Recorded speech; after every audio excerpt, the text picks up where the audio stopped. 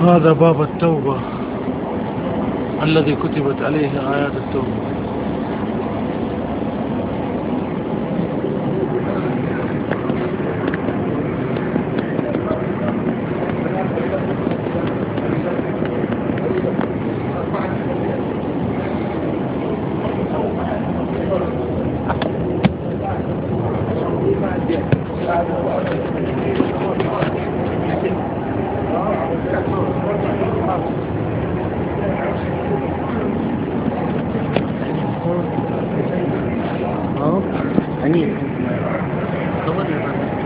هذا الشيخ عبد الله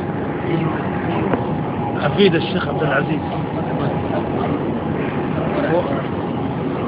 أكبر أحفاد الشيخ عبد العزيز الشيبي. لا يذكر في النت.